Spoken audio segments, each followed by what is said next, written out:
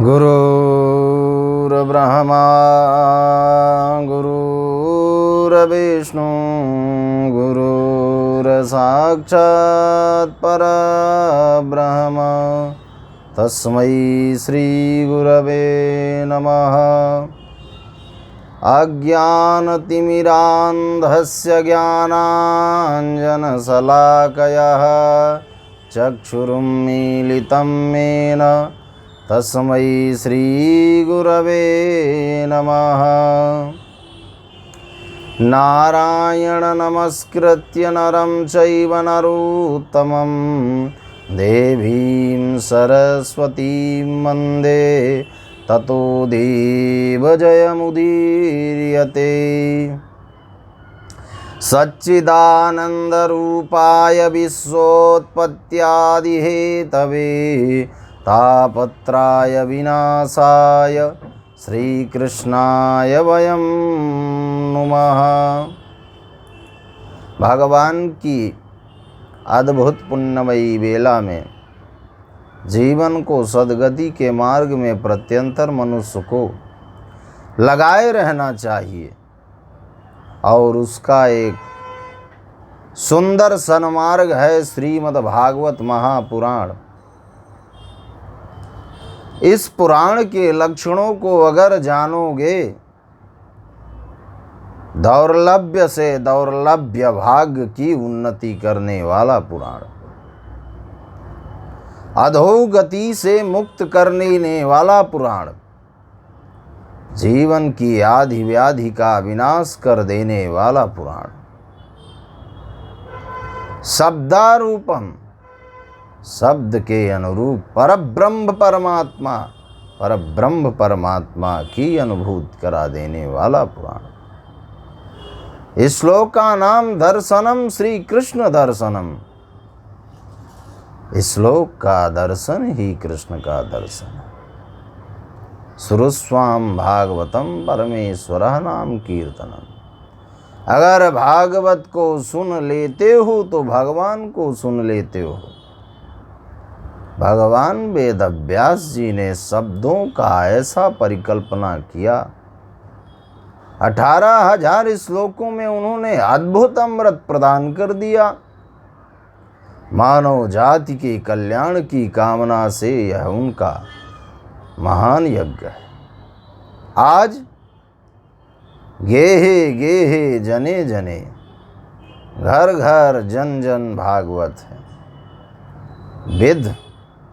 विद्वानानां परीक्षितम ग्रंथः भागवत। विद्वानों की परीक्षा करने वाला यह ग्रंथ भागवत।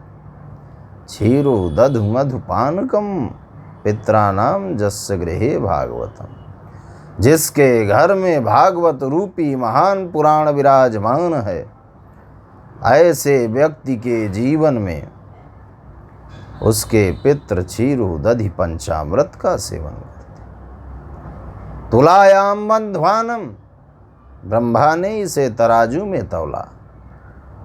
सभी पुण्य की सामग्री को एक तराजू के पड़रे में रख दिया और भागवत को दूसरे तराजू के पड़रे। समस्त पुण्य समस्त कर्म सूक्ष्म बन के रह गए और भागवत की उपमा ब्रह्मा सुख सागर सनकादि आदि महान ऋषियों ने भी अतुलनीय वर्णन किया है। इसी परम दौर्लभ्य को सौभाग्य के रूप में परिवर्तित करने का निरंतर प्रत्यंतर प्रयत्न करना चाहिए मानव को। भागवत की कथा का सार लुप्त कैसे हो गया? कथा वक्तम स्वस्वरूपम मैथुनम चा। ये जो कथा के वक्ता हैं, उपमा उपवेक लक्षणम, उपमा का वह लक्षण नहीं बता पाते। शब्दों को कथाओं को पृथक पृथक करके गुह्य रूप के धागाओं को छोड़कर एक एक धागा पकड़ाने वाला ही वक्ता हो सकता है। कथा का सार ही विलुप्त हो गया। परम दौर्लभ्य है। इस कथा को जान लेना ही जीवन है। अन्यत्र आदि व्याधि निरंतर। यह शरीर ही व्याधि का व्याधि, शरीरम व्याधि मंदिरम। इस शरीर में व्याधियां ही हैं और भगवान का एक सुंदर ट्रांसमीटर फिट है, जिसे कोई वैज्ञानिक नहीं बना सकता, जिसे किसी देश में किसी की लैब में भी नहीं बनाया जा सकता, ब्रह्मांड के किसी कोने में उसे ढूंढा भी नहीं जा सकता। ऐसा ट्रांसमीटर भगवान ने लगाया। उसी ट्रांसमीटर का नाम आत्मा है। परमात्मा के विखंड खंड से टूटकर जो एक सुंदर शरीर में संरचना में हृदय रूपी ग्रंथि में एक आत्मा विराजमान है, जो निरंतर क्रियान्वित करती है। कर्म इंद्रिया ज्ञान इंद्रिया सभी को क्रियान्वित करती हैं। ऐसे आत्मा रूपी ट्रांसमीटर को पाने के बाद पुण्यों का तुम क्षय करो, पाप की उन्नति करो और सद्विचार सद्भाव का परित्याग कर दो। तुम्हारी मूर्खता है।